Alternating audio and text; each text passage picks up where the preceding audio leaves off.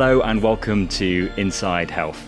Now, the nights are starting to draw in. I think I'm starting to get that sense of inevitability that some point over the next weeks and months, I'm going to get hit with the usual bout of winter coughs and colds. So I'm getting ahead of myself this year. I'm getting prepared. I'm stockpiling my medicine cabinet. I'm at home at the moment and I've got a couple of friends. A resident GP, Dr. Margaret McCartney's doing a house call. Hi, Margaret. I'm thrilled to be here, James. And also Dr. Lindsay Broadbent, a virologist from the University of Surrey. Hello. Hello, James. Lindsay, I'm actually delighted that you were able to make it because, we were doing some prep for this programme and you were sounding this rough. So I'm not sure what I have. I've been unwell for about 10 days. I've done a few COVID tests over that time, all of which have been negative. If it was a viral infection, one of the commonly circulating ones, I would have expected to start feeling and sounding better by now. You're not going to believe this, but I do feel a lot better and sound a lot better than I did even yesterday. In the meantime, I have been really relying on tea with lemon and honey. Apart from that, I have been making sure I stay warm and keeping my cat company. You're sounding much better now. Yes, thankfully. It is one of the conundrums this time of year, though, isn't it? It can often be quite difficult to know what's going on because you've got a runny nose or a cough or a cold and it's like, that could be anything. Thinking of those symptoms, what is it a virus that's doing to my body that's making me feel like that? So when we get infected with a virus, particularly a respiratory virus, it's our immune system that actually causes a lot of the symptoms that we experience. So in fighting that infection, our body starts to produce more mucus. We actually lose the cells that line our airways that have these little hairs on them that help to sweep away all that excess mucus. So we can get really clogged up, really bunged up, which is how we feel so congested. And then because our immune system is producing all of these different we call them cytokines and chemokines to kill the virus, that's how we can end up with fever, how we can end up with aches and pains.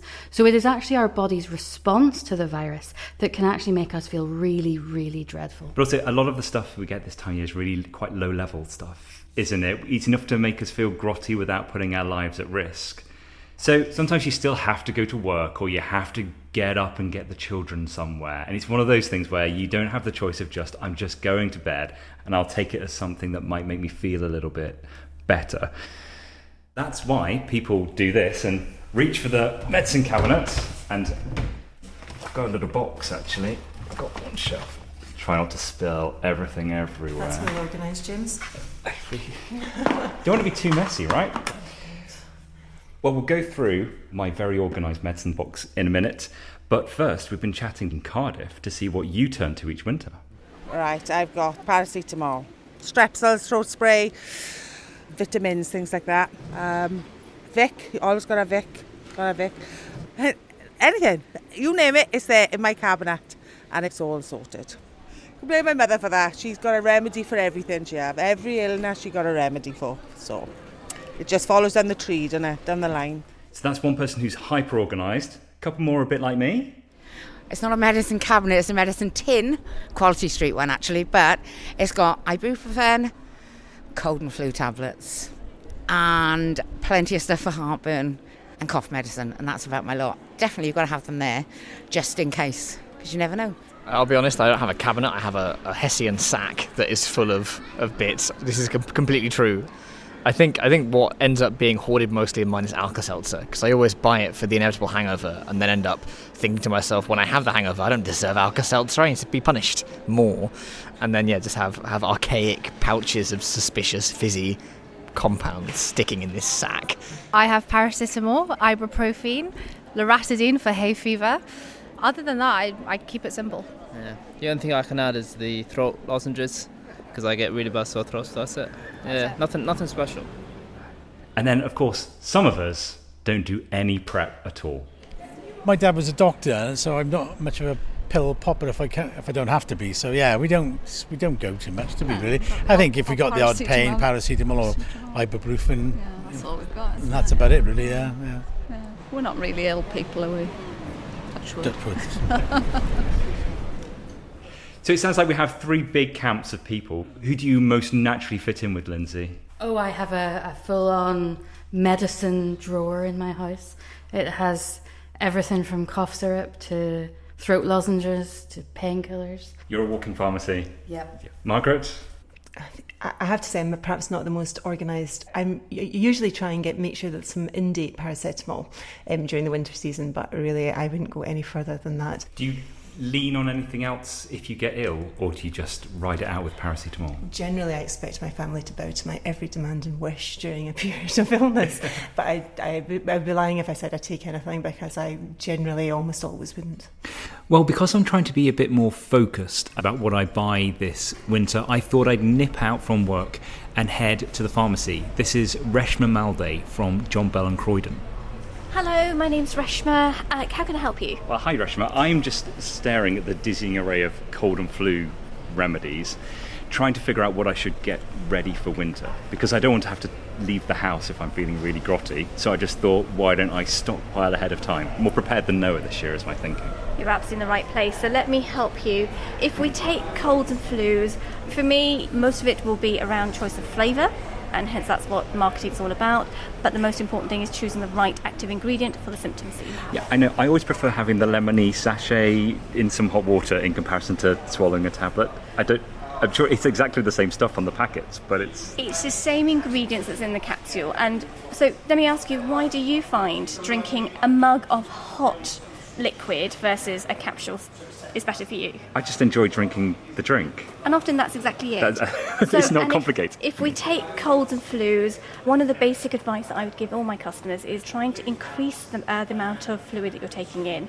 So warm fluids actually helps bring some of that warmth back inside, that comfort. So when you've got a mug of one of those sachets you've mixed up into water, it's actually making you feel better, whilst you're getting all the active ingredients to help you with your symptoms. So actually it's combating it two ways. Now, coming back to my sachets, Lindsay, Margaret, let's start with, now I don't have the branded version of it because I'm a big fan of like the non-branded versions of drugs, but these are those cold and flu sachets that you stir in with water, smell like lemon. And Margaret, on the front of my packet I can read two drugs in this one, paracetamol and phenylephrine. What are they and what are they supposed to do? Well, we know what paracetamol is. Let's do the easy one, right? Yeah. So, your paracetamol, it's, it reduces fever, it's a painkiller, and, phenylephrine, it's a decongestant, or at least it's meant to be a decongestant. That's how it's marketed. It's marketed to try and unbung your nose. It works in the blood vessels. The idea is that it can reduce the kind of congestion that's in your nose and make you be able to breathe a bit easier. At least that's the idea behind it. Does it work? Well, see, the big issue with all of this stuff, and I mean all of these remedies that are targeted at cold and flu type of winter bugs, the big issue is that the vast majority of the time you will get better no matter what you do or you don't do. This is a minor illness that will improve no matter what. So if you take something for it, you can very well think, oh, it's made me feel better, I'm getting better with it. And yeah, you were going to get better anyway. The medication didn't actually make the difference. So what you need to know whether these things are working or not is to compare it with placebo groups, in other words, inactive medications. And we know that people taking placebo will often feel a bit better themselves anyway. And the act of taking something within itself can make you feel a bit better.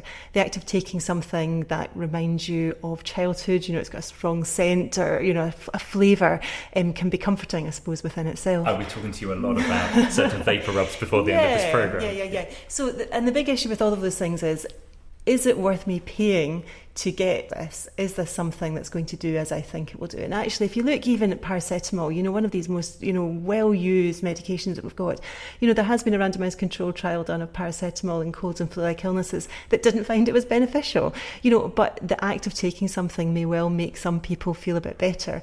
My philosophy in general is if it's not advantaging you, well, what's the point in taking it? So I suppose I would come from the more sceptical end of the medical profession, in terms of what we take and what we use. Lindsay? These treatments we take very often don't make any claims about making you better. So if they're not claiming anything, they don't have to prove it. so that they don't need that clinical evidence to say you're going to get better if you take this, because they're not writing that on the box. One of the areas that I really want to get into now is when it goes a little bit lower and we end up with a nasty cough. And when I was back at the pharmacy with Reshma, the array of choices was dizzying. There's lots of different brands, lots of different really complicated sounding ingredients on the bottles. Reshma, shall we go through some of them and figure out what the drugs are actually doing inside the body? Absolutely. Shall we start with a dry and tickly? Yes. So if you had a dry cough, you may use a word such as, I'm coughing but nothing's coming up. I'm coughing all the time and I can't seem to stop it. I'm coughing predominantly at night, it's keeping me awake, but there's no production. Not bringing anything You're not bringing anything up because there's nothing there at this point to bring up. Okay, well, this particular one doesn't sound like it's really got any drugs in it at all. Glycerol and sucrose sounds like sugary and gloopy to me. Yes, and often the base of many of the cough mixtures will be just that. Because when you have got a cough, there's usually an irritation towards the further back of the throat. So by coating it with something thick and syrupy, you're just soothing it. So if it is just a dry, tickly cough, there's nothing much more that's coming out, but it's just irritating. Something as simple as a glycerol syrup is just as effective of treating a cough. There's a dry one, though, that does have more ingredients in. Go on, finish it off for me. Dextromethorphan. Thank you. So that particular ingredient, so if you found that actually just having a sugary syrup really hasn't quite settled that cough down, but actually your cough is persistent, it's disturbing you throughout the day, and more so, worse at night, so you actually can't even get a good night's sleep. But there's no phlegm that you're trying to shift and it doesn't feel that it's congested. And ingredients such as dextromethorphan works getting your brain to stop that trigger that's causing that cough. So actually you do get that better night's sleep, that cough's not disturbing you, and actually you're getting your body to allow yourself to recover. Yeah, can cause addiction though. Exactly. Just say it on the front of the bottle. So one of the reasons why ingredients like this will only be found through pharmacies is for just that reason. If we move on to the chesty cough, so those are going to be the ones that come with a bit of gunge, aren't they, that comes up. Where shall we start? Because there's actually quite a lot of different drug names on all of these. Go on, you pick this one. So I picked to start off with guaifenesin. And guaifenesin is an ingredient that is known and research has shown that where you've got, for example, catarrh, and that's just very sticky phlegm that's tagged onto your throat, an ingredient such as guaifenesin will help loosen that stickiness to make it a lot more fluid, so your lungs, when you are coughing, you're able to bring it and clear that much more easily. What about these? Because these are also chesty coughs with two completely different drug names in there. So this particular one, it is a chesty cough mixture, but it has got an added ingredient, diphenhydramine, which is an antihistamine, classically used in especially products such as cough mixtures to give you the drowsy feel. So actually, if you're not sleeping very well because you are coughing away, it just allows you to get a better night's sleep. It's difficult, isn't it? Because you kind of walk in, pick a bottle of chesty cough medicine, and actually we've found 3 completely different formulations in just the first 3 we've picked. So it's not straightforward, even when you think you're just buying chesty cough medicine. Absolutely, and one of the reasons why I always recommend come and speak to your pharmacist or your pharmacy team. They'll try to understand what your symptoms are and match the right product to you. So we're going to go through the evidence as to which cough mixtures do or don't work in a minute. But Lindsay, I've got a challenge for you. My 4-year-old can tell me what a cough is, but what would a university researcher tell me a cough is? Coughs are important to help stop things going into our lungs, which is called aspiration. So that mucus, we don't want that going into our lungs. Our saliva, we don't want that going into our lungs. So coughing helps redirect those fluids the way they should be going. And there are actually little things on the surface of our cells, they're called trip channels, that can control how much we cough. And those trip channels are actually increased when we're sick. So when we have a respiratory virus infection, the number of those trip channels increase. So we're more likely to cough. So there is a huge amount of science behind why we cough, but we don't really know how to prevent that very well. Do we even want to? You just described it as like an essential thing. Quite. So if you're coughing up mucus, you want to cough up that mucus. You do not want that to stay in your lungs. And I think that's where the debate comes with cough syrups. Are they doing anything?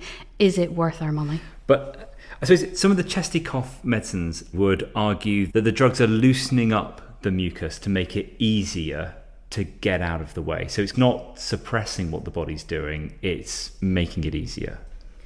There are some active ingredients that have been shown to thin mucus.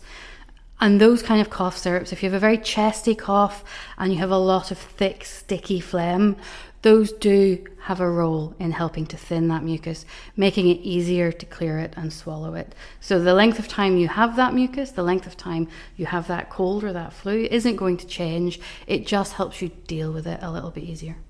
So, Margaret, you have been delving through the published evidence around cough mixtures. How do you deal with it? You need to know what would have happened without using the cough mixture to predict whether it actually did you any good or not. When you go and look at the evidence, you'll find in general they'll only produce a very mild benefit on reducing cough frequency or severity, but quite often they're not compared to doing nothing at all. and that's where I become quite interested, because we really would want to know whether this was better than not spending your money on something over the counter. But you're not saying that they do nothing at all? So they have small effects which are not very long lasting. And of course there are some side effects from some of these medications as well, not all of them. One called Fulcodine, which was a medication used in a lot of cough mixtures that was withdrawn from the UK market early in 2023 out of a concern that actually almost up to a year after it had been taken, it could affect the way that general anaesthetics worked and put people in danger of anaphylaxis afterwards. So a rare side effect, but one where I think the regulators for medicine looked at the pros and cons of it and decided that it was better off the market than on it. Yeah, that's one that's probably worth people checking their medicine cabinets at home for, isn't it? I mean, I think these are all medications with great cultural significance to people, and they've maybe been using them off and on for, their entire lives. And I think when they were withdrawn from the market, I think there were quite a lot of people felt quite disappointed to see their old favourite brands being withdrawn. But I think it's fair enough, because even very rare side effects do build up if hundreds of thousands of people are using it in the population. One other thing that I've got in my stockpile here are some throat sweets left over from last winter. Still in date though. And I was amazed by the variety when I went to the pharmacy. You've got 1, 2, 3, 4, 5, 6, 7 shelves of it. So, throat lozenges have a really useful place, and often, I don't know, you might have been caught out that when you're talking to somebody and you end up with this coughing fit, but you just need to settle your throat down, often because it just may be dry.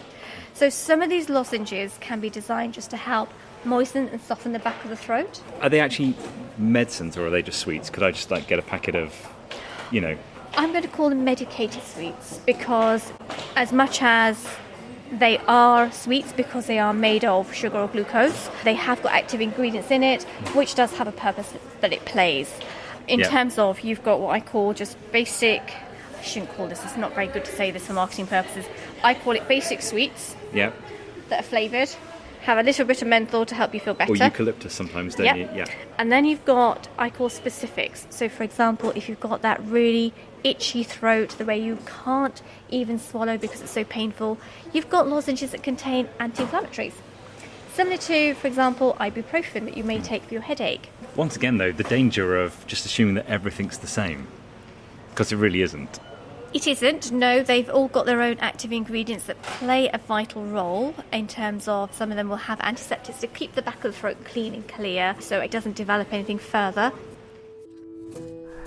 Margaret, you've swiped my throat sweets. I have. I'm very impressed because they've got sucrose and glucose in them, and honey and lemon flavours. Sweets. No, they are sweets with some complicatedly named chemicals in them. And there have been randomised controlled trials done on them when they've compared them to non-medicated sweeties. And in general, I think one of the fruit pastels. Yeah. So I think looked identical, but without the kind of medication in them. So still in the same striking colours and with the sugar in them as well. And when they do these trials, and there have been a few of them done, you'll find that the placebo reduces the pain scores or discomfort scores by a little bit, and these might do it by a little bit more, but these are maybe 1 or 2 points on an 11-point scale, so it's not making a massive difference overall. So you could probably avoid paying for them, just by using kind of other non-medicated lozenges. Has my doctor told me to buy sweets? Right, in a minute we're going to talk about one of my absolute favourites, but There's one more product that I wanted to talk about. It's a nasal spray. The idea is that you stick it up your nose and it actually says in capital letters on the bottle that it's antiviral. And the idea is that for once we're actually targeting the virus rather than the symptoms. And there were a few options in the pharmacy. So these were designed looking at, well, actually, how do you prevent the cold? This is not going to help when you've got the cold. This is probably one of the things I'd say if you're going to put it on into your winter cabinet is to have this in. Why? Because the way these products are designed is to protect that lining. So it's basically like a coating to stop the virus getting any further. Yes, that's exactly what it is. So if you spray it up the nose, what it's doing is it is giving you that protective layer. So when you are breathing or you may be exposed to colleagues at work who may have a cold, at least you're protecting yourself from it. Who wants to start? Lindsay? Well, the claim of antiviral to start with, I have issues because antivirals are a specific thing. What a lot of these nose sprays do that claim to help prevent colds and flus and stop them in their tracks, they claim to coat the nose so that viruses can't get access to our cells. The evidence for this is quite limited, but not to mention there are other routes to viral infection. So you're squirting this up your nose. What happens if a virus gains entry through your mouth or through your eyes? We can become infected with respiratory viruses through our eyes.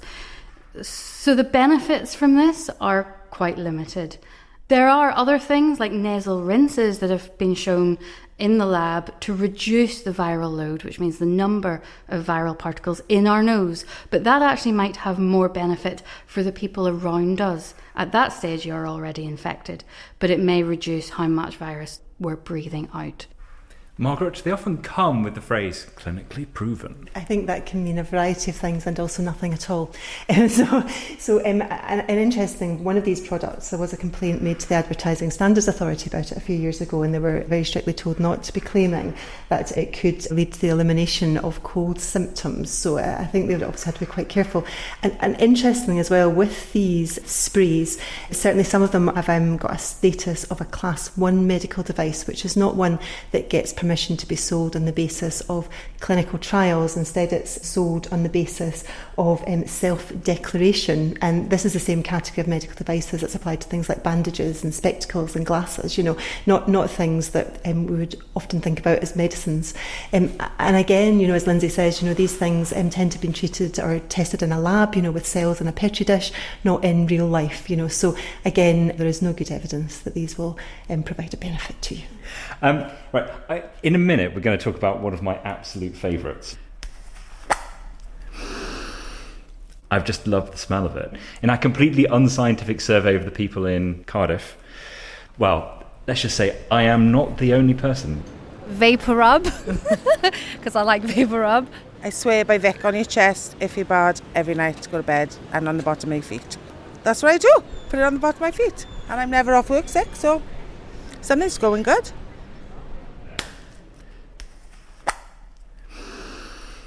And whenever... Do you want to smell, Margaret? I wouldn't actually mind, actually. Oh my God, it's so disgusting. I don't like that at all, actually. No. See, whenever I smell that takes me back to being 4 years old, being sick and my mum rubbing it on my chest. And ever since, I've just loved the smell of it. And when I'm ill, I will turn to the menthol vapor rub. I'm not on commission, but God, I love the smell. So this is really interesting, what you're saying about your childhood and, going back to thinking about when you felt sort of loved and warm and secure. And it is for so many of these things. And it's not a bad thing. It's not a wrong thing. We do want to go to a place of security and comfort. Lindsay, do you want to sniff? Yes. I love the smell of menthol. And actually, menthol is a trigger for certain receptors we have on our cells. And it does the same thing that if you go outside into really cold weather in the middle of winter and you take a big deep breath, that sensation you get that your airways are open. Menthol does the same thing. It is tricking our bodies into thinking there is cold in the air. And while it won't help us, it won't relieve that congestion, it makes us think the congestion is relieved because those cellular receptors are responding to a cold stimulus. Right. We're going to talk philosophy in a minute, I think. But Margaret, you've been again digging through any of the scientific evidence. Does menthol do anything for a cold? I mean, there have been trials done, and interestingly, parents will say, in some trials anyway, that they felt as though their children slept a bit better when they had it on. But again, I think it's quite difficult to disentangle a placebo effect because, as you say, it does have a very distinctive fragrance, doesn't it? So I think it might be quite hard to control for that well. I know how to keep you away now. I just waft it close to you. I feel a bit like a vampire. Yeah. Lindsay, you made a really interesting point. Like, nobody here is really saying that it's going to completely clear your nose, but what you said is it makes you think that you have. Which is more important? I think we could debate the placebo effect for hours, but very often if we think we feel better, it can help us get better. So a lot of these things that help relieve the symptoms or that help us maybe sleep a little better, they maybe psychologically and physiologically, they may be helping us, but they aren't actually doing anything at all to get rid of the virus. It feels like a slightly awkward area of medicine. If I feel better, am I? Well, yeah. I mean, absolutely. If you feel better, the only person that can say whether you feel better is you. And there has been some evidence that says that if you tell people that this is an inactive drug and they feel better with it, they'll still feel better with it. You know, so I don't think it's necessarily a bad thing to acknowledge that it may not be the drug itself that's making you feel better, but that's fine. Where do we end all of this? Margaret, in terms of these drugs, we're not saying they're doing nothing, that they're all just duds, are we? Equally, we're not saying that they are magical wonder drugs that are going to end your cold overnight. Yeah, although I think there are definitely some of them that really don't behave any better than placebo. So yeah, and there certainly are some that have been shown in trials to give people minimum and temporary relief. From my point of view, what I'm really interested in is making sure people are not buying stuff with overinflated claims or promises. And that's when I get a bit annoyed, to be honest with you. You know, this is a multi-million-pound industry and, you know, we're being asked to contribute towards that. And really, if we knew all the facts and if we had stuff that was in plain packaging that said, you know, exactly what the risk-benefit equation was, I just wonder how much of that we would spend. But equally, other people can make equally valid choices to me. I come from one particular perspective, other people will have a different view, and that's absolutely fine. Well, thank you both so much for coming to my home. I'm going to chase Margaret out by threatening her with the menthol vapor rub. So off you go. Hi, I'm Kirsty Young, and this is Young Again, my podcast for BBC Radio 4, where I get the chance to meet some of the world's most noteworthy and intriguing people and ask them the question, if you knew then what you know now, what would you tell yourself? I don't regret anything in my life. You don't? No way. Oh, if we could only turn back. For me, well, I'd probably tell my younger self to slow down, not to be so judgmental, that all that worrying was wasted energy and that a perm is always a bad idea. This might be the best therapy I've had all year, by the way. So Okay. you never and no know. charge. Join me for some frank and I hope fascinating exchanges. Subscribe to Young Again on BBC Sounds.